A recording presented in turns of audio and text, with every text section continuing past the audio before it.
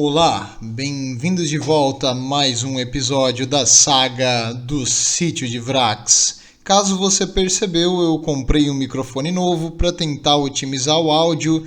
Espero que fique legal e torço que fique uma qualidade boa de som. Não sei como vai funcionar, tentei fazer uns testes rápidos aqui, parece legal, parece que ficou no resultado que eu gostaria.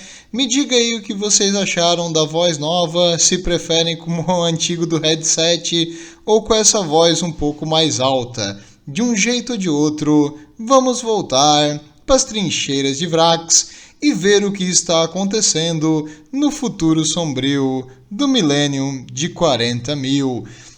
Aonde nós paramos, a história não estava muito legal para os nossos heróis do Deathcore Krieg, porque apesar de ter finalmente chegado na linha interna, a última linha de defesa entre eles e a cabeça daquele maldito cardeal herético, ainda assim não conseguiram completar o objetivo. Com muito sangue e sacrifício, eles conseguiram uma pequena brecha que logo foi esmagada pela presença de um novo inimigo. Marinheiros espaciais, super soldados do caos, apareceram chovendo, literalmente nesse caso, nas cabeças dos nossos soldados de Krieg, expulsando eles das linhas internas, e agora, com a sua moral revigorada pelos reforços, os defensores de Vrax começaram a enviar colunas de veículos leves e blindados que eles roubaram dos arsenais para tentar retomar o território perdido, atacando em múltiplas direções ao mesmo tempo, fazendo com que os nossos soldados de Krieg passassem para a defensiva. Se fosse apenas os soldados vraxianos, tava tudo certo, daria tudo bem. Mas infelizmente, contra marinheiros espaciais do caos, aí a coisa fica séria, aí o barulho da máscara de gás fica intenso. No caso, as posições fortificadas e defensivas que eles já tinham criado conseguiram segurar um pouco esses contra-ataques, mas não foi facilmente conseguido parar o inimigo, e vários regimentos reduziram o seu número ainda mais. No começo desse contra-ataque dos defensores, a maioria dos batalhões já estava enfraquecida de tentar atacar sem parar a linha interna, então eles estavam em torno de 50% a 70% de força, e agora eles não tinham mais reforços da atmosfera. Felizmente, numa posição defensiva contra os traidores em campo aberto, o pessoal de Krieg mostrou o seu valor. Mesmo os super soldados do caos começaram a ter seus números reduzidos. Um a um, eles foram morrendo sobre a linha de laser concentrado, uma ou outra arma de plasma que os batalhões carregam consigo, com fogo concentrado de artilharia, apesar de dificilmente matar um guerreiro do caos, porque ele sai correndo de um lado para o outro e é difícil tu focar o ponto nele. Mas as linhas avançadas e as linhas médias das defesas de Krieg foram sendo tomadas, e apenas os bunkers mais antigos, mais reforçados, com suporte de armas pesadas, que se manteve. As linhas mais atrás de suprimento e de comando foram bombardeadas de órbita e por várias, no caso não espaçonaves, se bem que elas também funcionam no espaço, mas por vários caças e bombardeios pesados, principalmente, ainda bem, graças ao Imperador, mais caças pesados do que qualquer bombardeio. Eles não tinham bombardeio em número significante para causar tanto dano, o que permitiu que a artilharia pelo menos sobrevivesse, e a pouca quantidade de arma antiaérea que os soldados de Krieg trouxeram mantivessem os céus relativamente seguros ao redor dos locais mais importantes. Os trens de suprimento, os arsenais que eles estavam armazenando os feridos e as balas de artilharia, e os pontos de comando. Por falar em ponto de comando, as tropas traidoras utilizaram sensores e detectores de Vox para identificar os quartéis generais, os pontos onde os oficiais de Krieg mandavam as ordens. E como eles ainda têm um resquício das táticas que eles utilizavam durante a Grande Cruzada, o melhor jeito de tu matar o inimigo é cortando a cabeça. Eles atacaram de órbita com os bombardeios, focando em destruir esses pontos de comando. Nesse momento, foi uma confusão generalizada para as tropas do 88º Exército de Sítio. Então os nossos soldados de Krieg não recebiam mais ordens porque os comandantes morreram. Então era meio difícil, cada regimento lutou por si, era cada um segurando a sua posição e tentando manter contra ondas e ondas e ondas de inimigos, e agora também contra super soldados que às vezes caíam diretamente em cima da sua posição, levando caos e destruição, que é isso que os guerreiros do caos fazem. No caso, esse período foi extremamente confuso e difícil para os defensores. Quase uma semana de batalha, onde regimentos foram encirculados, outros foram totalmente aniquilados e algumas linhas bravamente resistiram, destruindo veículos leves, tanques Leman Russ dos traidores e alguns guerreiros do caos que deram uma sopa e ficaram em exposição em campo aberto para uma arma de plasma, e os defensores conseguiram aos poucos evitar o total colapso da linha defensiva. Mas, beleza, encirculando ali a posição dos traidores e apenas cedendo o território e vários homens no processo, eles conseguiram pelo menos manter uma estabilidade na linha. Apesar do constante fogo, a cadeia de comando foi restabelecida e uma certa normalidade voltou às linhas de Krieg, que fizeram o que eles fazem bem: segurar. Não foi fácil, muitos morreram no processo e olha, a taxa de mortalidade aqui estava altíssima. Os batalhões de assalto, que normalmente são mantidos na reserva, foram colocados em ação. Quando o inimigo conseguia uma posição mais avançada, logo os tanques e veículos blindados das forças de Krieg tentavam segurar aquele buraco, tampar a ferida, fazer os super soldados traidores pelo menos se retirar, ou expulsar os Vraxianos com seus veículos mais leves, e depois que eles faziam isso, as tropas de assalto, que no caso são a infantaria mecanizada com veículos rápidos, chegavam ali para manter uma linha defensiva e manter os ganhos dos tanques enquanto eles já partiam para a próxima. Tu deve imaginar que isso levou um atrito enorme também nos veículos blindados dos nossos aliados. Triste, mas uma força menor da Guarda Imperial iria ter quebrado, mas não a Death Korps of Krieg, porque o soldado de Krieg, apesar da dificuldade, perseverará.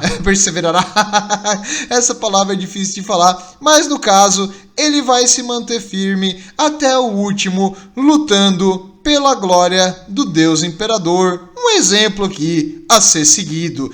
E o campo de batalha estava cheio de soldados de Krieg que fizeram exatamente isso. Infelizmente, os batalhões agora estavam ficando perigosamente sem munição e sem reservas, utilizando cada um dos recursos para manter a linha. A artilharia era movida rapidamente, apenas para ser alvo de ataques aéreos, reforços vinham com colunas de blindados, apenas para dar de frente com um batalhão de super soldados do caos, que destruíam vários blindados e matavam os soldados que estavam dentro, apenas para eles serem em si cercados por regimentos com armas pesadas e perder vários soldados tentando quebrar daquela defesa. Apesar de tudo, as forças de Krieg fizeram o que puderam para infligir nos traidores o mesmo dano que eles estavam causando neles, mas agora o soco dos traidores estava pesado demais até para as forças de Krieg.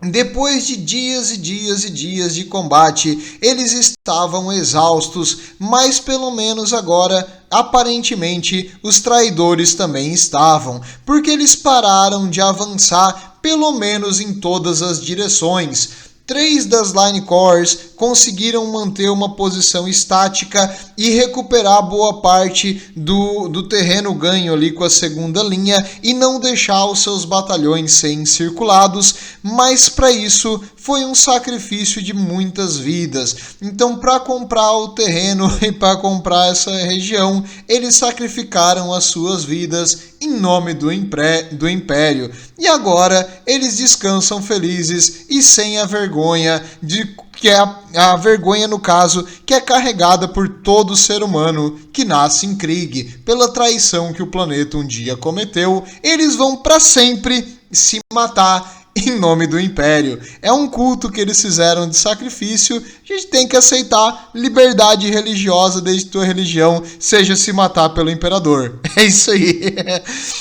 E no caso, agora que o exército estava pelo menos segurando a linha e com o comando reestabelecido, eles precisavam saber o que estava acontecendo, como estava na retaguarda, porque eles tentaram reavaliar o número de tropas, o número de peças de artilharia, quem morreu, quem não morreu, qual comandante que ainda tinha o maior ranking, e tentar mais ou menos reestabelecer alguma coisa que parecesse ordem nessa época de caos.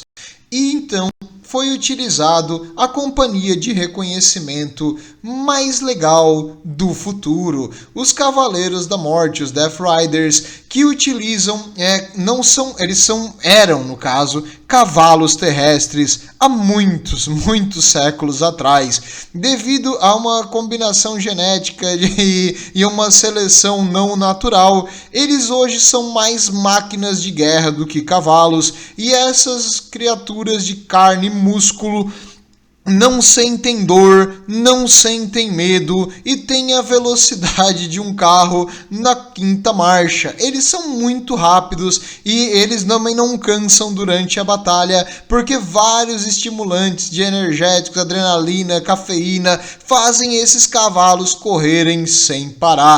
Então eles são ótimas escoltas que conseguem correr quilômetros e quilômetros e quilômetros sem combustível e sem necessidade de nada maior.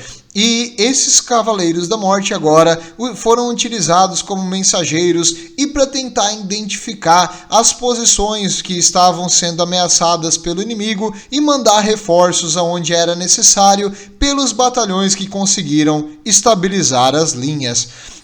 E um dos relatos que esses cavaleiros trouxeram foi um relato muito problemático. Atrás da linha deles, num platô, uma grande extensão de terra, havia caído um transporte das forças do caos, só que foi levado em consideração que cair da atmosfera ia matar todo mundo que estava dentro. Mas os deuses do caos, as forças da ruína, tinham planos diferentes para essas criaturas caóticas que estavam lá. Eles conseguiram milagrosamente reestabelecer o controle e fazer um pouso de emergência, e depois de algum período ali de inércia, eles conseguiram reparar e sair. E agora, marchando pelas costas dos nossos soldados. Para te entender, a primeira coisa que eles acharam foram veículos estilo que os defensores vraxianos utilizavam. Veículos blindados leves e levado também com uma infantaria leve, que seria parecida com aqueles dos vraxianos, mas tinha alguma coisa errada.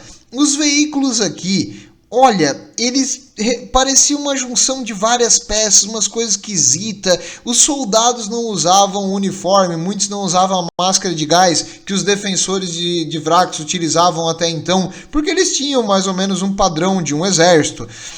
E agora eles não pareciam mais, parecia uma força de fanáticos. E os Death Riders, eles ensinaram a lição para os Vraxianos de não mexer com a cavalaria. Normalmente, quando as colunas de blindados dos Vraxianos via os Cavaleiros da Morte, eles fugiam em toda velocidade, atirando a distância e evitando se aproximar. Já esses aqui não tinham noção do que eles estavam se metendo. Eles viram a cavalaria, colocaram um sorriso até cada orelha e foram em direção à cavalaria, abrindo os flancos e se estendendo muito à frente de qualquer tipo de reforço ou proteção do terreno, sendo apenas encirculado e destruído por cavalos e cavaleiros que não têm medo da morte e uma lança com um explosivo poderoso que penetra a armadura. Esses veículos leves e essa formação não teve chance e foi aniquilada, mas o que estava vindo atrás dessa formação é que era pior. Eles perceberam que lá na distância colunas de fumaça vinham do Arronsbane, que é o nome do transporte que caiu ali, lá no platô, atrás das linhas defensivas, atrás até da linha de suporte, suprimento e de comando das forças de Krieg. E se elas continuassem no caminho que eles vieram, eles vão cortar totalmente o contato entre a primeira Line Corps, que estaria aqui isolada, a leste, enquanto todo o resto do exército estaria a oeste. Além de cortar uma linha no meio e possivelmente matar uma Line Corps inteira, eles também poderiam fazer uma posição avançada dos traidores e botar em risco todo o exército. E não tinha nenhuma formação no momento disponível para lidar com isso, porque ninguém imaginava um ataque da retaguarda, ainda mais agora que estão todas as divisões se matando sem parar contra mais e mais inimigos vindos da fortaleza. E o que fazer nesse momento? Os Cavaleiros da Morte receberam a ordem de tentar ganhar o máximo de tempo possível, e é isso que eles fariam, enquanto os remanescentes das forças de assalto foram rapidamente divididos e uma parte deles, junto com um batalhão de infantaria móvel, veio para cá para tentar segurar o avanço da retaguarda dos traidores. E até então, as trincheiras e as forças de Krieg apontavam para a cidadela, não para as costas. Então, nesse momento, foi uma situação bem difícil, que eles tiveram que mover o máximo de reforço, só que não tinha mais reforço para mover. Os soldados que vieram para cá vieram com o que tinha na mão e com os tanques remanescentes desses contra-ataques, para pelo menos estabilizar a linha, se possível isolar esses traidores da retaguarda, mas os números deles pareciam ser cada vez maiores e pela coluna de fumaça. Em falar em maior, uma coisa também que veio do relatório aqui dos Cavaleiros da Morte é que estavam vindo titãs, máquinas Deus para os mecânicos, um robô gigante de combate, algo que até então não tinha sido visto nos campos de batalha de Vrax e que tem poder de fogo suficiente para destruir um exército inteiro. Nesse momento, marinheiros espaciais, se super soldados caóticos estava difícil, titãs do caos era uma coisa de outro mundo, outra realidade, literalmente nesse caso. Mas ok, o pessoal de Krieg não reclama no dever e vai fazer o possível para segurar isso aí. E lá vinham uma formação mecanizada em 3 posições. A central vinha junto com as titãs marchando lentamente e 2 posições nos flancos maiores que a central, porque a central não precisava de tanto suporte, porque eles tinham as titãs. Como parar isso aí? Veículos pesados, tanques, vários veículos leves, veículos improvisados do caos, que era uma mistura de um monte de coisa. Mas pelo lado bom, parecia que a infantaria que vinha junto com essa formação eram apenas de fanáticos do caos, muito inferiores aos soldados da Death Corps, então na infantaria eles teriam vantagem e o maior número de veículos que vinha ali parecia ser veículos leves, então também isso é uma relativa vantagem. Quando a formação conseguiu chegar, infelizmente a cavalaria não conseguiu ganhar muito tempo e eles atravessaram a linha da retaguarda de Krieg e eles já estavam quase que chegando na linha onde antigamente era o começo da segunda linha defensiva de Vrax. Então eles se moviam muito mais rápido do que o imaginado. E apesar da cavalaria ter feito seu dano, a linha de defesa de Vrax estava hoje em ruínas, graças à quantidade absurda de artilharia que foi lançada. Então esses veículos caóticos conseguiram, em sua maioria, passar, e as forças de Krieg não tiveram tempo de remanejar os restos, os remanescentes daquela linha agora destruída. Infelizmente para os nossos heróis, eles vão ter que lutar em campo aberto contra veículos mecanizados e titãs do caos. E lá foi uma batalha gigantesca. Os tanques e a parte mais móvel deu sorte. Eles encontraram uma linha de muito avançada dessas forças mecanizadas do caos, porque o pessoal do caos meio que tem sede de sangue e vai à frente do exército, e organização não é exato o forte das forças caóticas. E agora que eles se avançaram demais, eles foram massacrados pelos tanques mais pesados e mais organizados, atirando a longa distância e reposicionando, utilizando o suporte de infantaria para evitar que o inimigo chegasse próximo, colocando fumaça colorida para a artilharia fazer uma barragem de bloqueio, evitando que o inimigo conseguisse se movimentar livremente no campo de batalha, e ficando afunilado em regiões de campo estreito, onde tiros de high explosive, que seria altamente explosivos, matavam batalhões inteiros da infantaria com facilidade. No caso, os traidores aqui, as forças mais avançadas, foram dizimadas pelos nossos aliados, graças aos veículos que lhes foi empresto, porque é o que tinha para hoje, também não tinha muita coisa. Mas eles conseguiram pelo menos segurar o avanço inicial. Depois de segurar o avanço inicial, os céus ficaram vermelhos de malditos Helltalons e Hellblades, esses caças e caças pesados do caos, que atiraram até a munição acabar, levando consigo vários tanques, peças de artilharia, vários soldados entrincheirados que levaram tiros de cima, porque por mais que tu cave, tu não vai conseguir cobrir a tua cabeça. No caso, eles sofreram muitos ataques aqui, e eles não tinham essa formação de rápida resposta, nenhum contingente antiaéreo. A única chance que eles tinham de derrubar esses caças eram às vezes metralhadoras pesadas do comandante do tanque, que atirava para cima, mas é mais fácil tu derrubar um caça com um revólver. Não vai dar certo isso aqui. Então eles eram alvos fáceis, um sitting duck, que seria um pato sentado em inglês, para os caças que vinham de todas as direções. Mas felizmente, novamente, a falta de organização do caos atuou contra eles. Se o pessoal que comandava esses caças em órbita tivesse alguma noção de quão fácil foi para eles causar dano aqui para essas tropas sem levar nenhum dano de volta, eles iriam novamente reposicionar e atacar de novo, até que essa coluna de resposta rápida fosse totalmente destruída.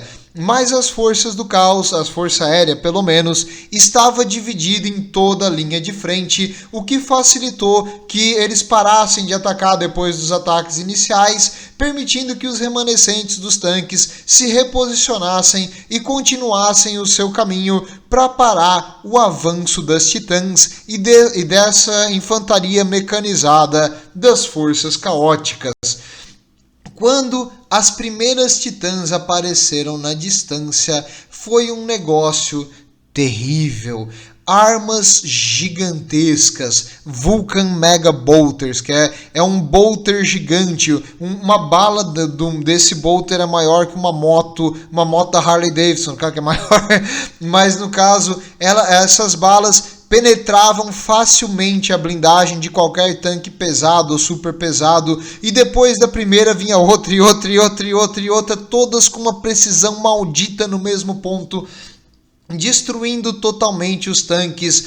Armas de plasma gigantes que faziam crateras e queimavam soldados ao redor do alvo, fazendo um calor maior do que uma estrela no que atingisse. Era terrível as armas dessas titãs e elas atiravam a quase quilômetro de distância, então era muito difícil tu ter alguma coisa contra elas. Um ou outro tanque que tentava atirar na direção era inútil porque os escudos Void simplesmente absorviam as balas e pelos pés da titãs se moviam mais e mais reforços, como aqueles veículos leves que até então estavam sendo dizimados, agora colocando a sua infantaria e obrigando os nossos aliados ou a se retirar ou a ser totalmente encirculados e lentamente dizimados pelas forças caóticas. E as titãs são um inimigo formidável. As titãs do caos, eles não conseguiram reconhecer direito qual é que elas realmente representavam, porque diferente das imperiais, elas são possuídas por entidades do imaterial. Então elas têm tentáculos onde não devia ter tentáculos, elas têm bocas onde não devia ter boca, elas viram uma coisa demoníaca e isso apenas aumenta a agressividade e a violência dessa máquina mortal, corrompendo o seu espírito da máquina. É uma coisa que traria lágrima aos olhos de qualquer mecânico se eles não tivessem trocado seus olhos por uma lente e eles pudessem chorar.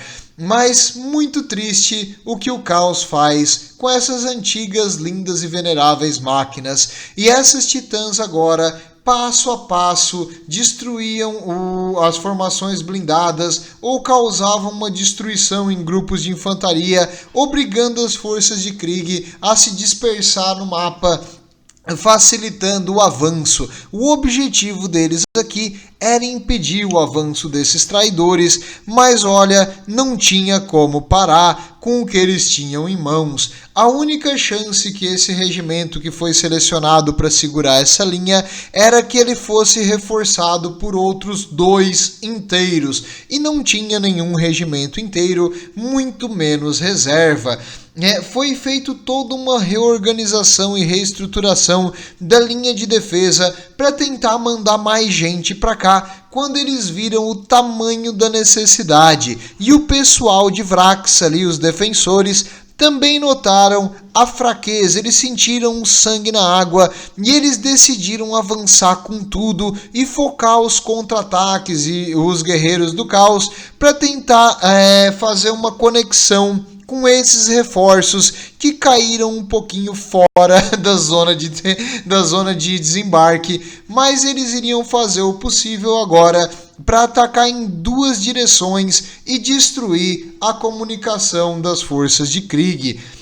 Felizmente, o lado virado para a fortaleza, o pessoal de Krieg é bem preparado e paranoico, tinha umas defesas mais antigas, então eles tinham posições de artilharia, tinham bunkers de permacreto, tinham armas pesadas cobrindo o avanço, então os avanços da cidadela lentamente faziam progresso, mas esse avanço pela retaguarda estava abrindo um vão entre o exército de Krieg. E o único veículo que realmente foi feito para lidar com titãs era os Baneblades Shadow Sword. O Shadow Sword, que para ser mais fácil de falar, é um tanque pesado num chassi de um Baneblade com um Vulcan Megan Cannon. O que isso faz? É um vulcano, quer dizer, o vulcano é um canhão que ele emite, de uma tecnologia muito antiga, mais antiga que o Bolter, aliás, e ele emite um raio de energia tão quente, que ele transforma os arredores em lava. Tu não consegue ficar próximo do tiro desse tanque, porque ele queima uns 2 metros para cada lado e transforma tudo em lava.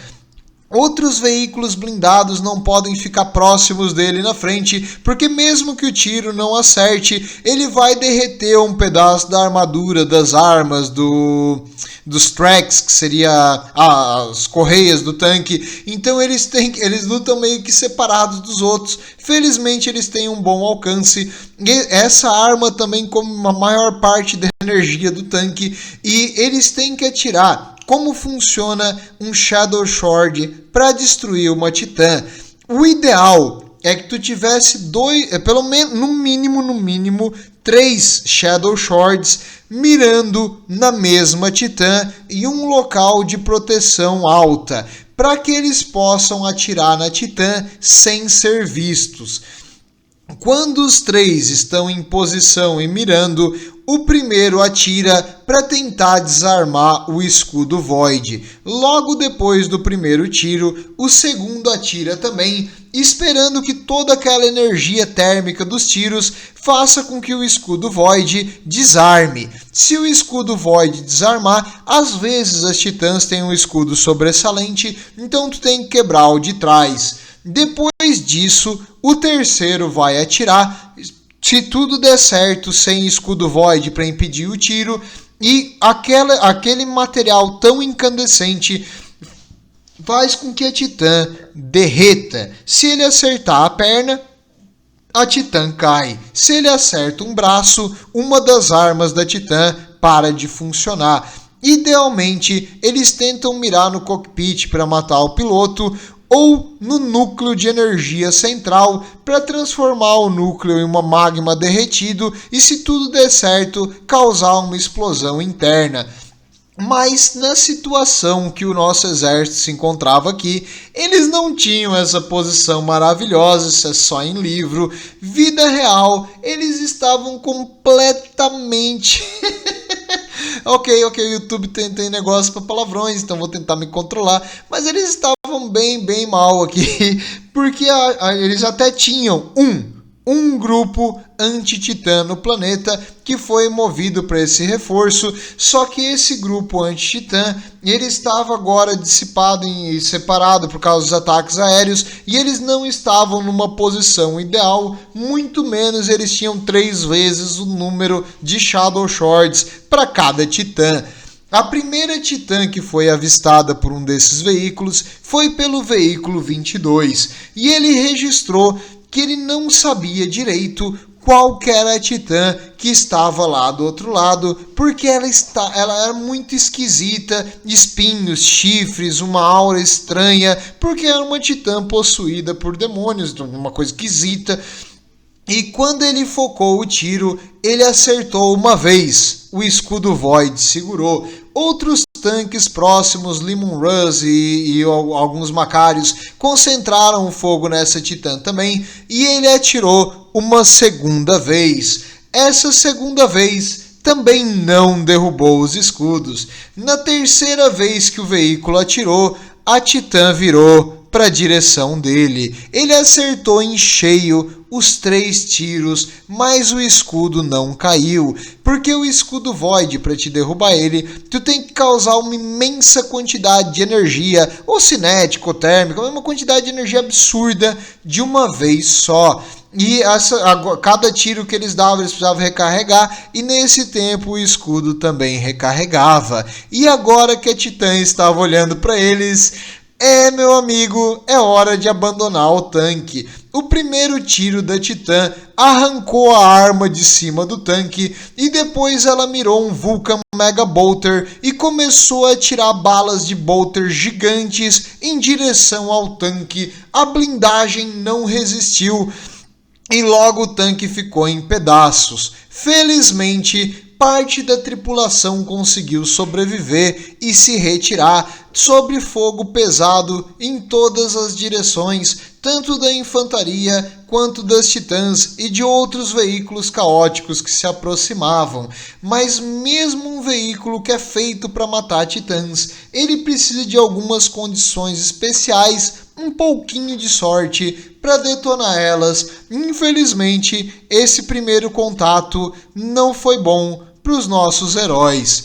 E apesar do esforço da companhia de blindados, atirando todas as armas, fazendo o possível, as titãs eram em número maior do que eles imaginavam. Não existe um dado correto, assim, adequado, de quantas titãs que estavam presentes aqui em Vrax, mas é de se esperar que pelo menos meia dúzia, possivelmente uma dúzia inteira. E uma titã só já é o suficiente para virar um campo de batalha. Uma dúzia delas, eu não queria estar na pele desses guardas aqui. Os tanques levaram um massacre e eles se acabaram tendo que se retirar para não ser totalmente dizimados. E depois de alguns dias de batalha, eles pelo menos conseguiram reduzir a velocidade do avanço inimigo, mas não parar como era o ideal. Triste, o sacrifício foi feito e lutaram bravamente, mas infelizmente em vão. E as titãs do caos, eu quis trazer aqui alguns modelos, porque elas são muito legais. Olha só que massa! Titã é legal até nas forças heréticas. A única coisa só é que isso aqui era para ser uma miniatura e eles não têm o tamanho de uma miniatura. Eles têm o tamanho mais ou menos de um computador aqui. Então, cara, eles são bem grandes, mas são divertidos e é um negócio que assusta qualquer inimigo e por uma boa razão. E no próximo episódio, meus amigos, no episódio 20, Vrax vai estar sob uma nova direção. As forças do caos têm um pequeno problema de organização. Quem é que está no comando? Quem é que manda? Até agora era o cardeal, mas chegou mais gente no pedaço e cada um tem seus próprios interesses. O que vai acontecer com os defensores de Vrax, que até então eram enganados em cultuar o caos, quando os verdadeiros fiéis chegaram? Vejo vocês lá. Tudo de bom. E não esqueçam de me falar aí no comentário o que acharam do novo microfone. Eu ainda estou ajustando ele, fazendo algumas correções, mas me falem a sua opinião. Tudo de bom. E o Imperador protege.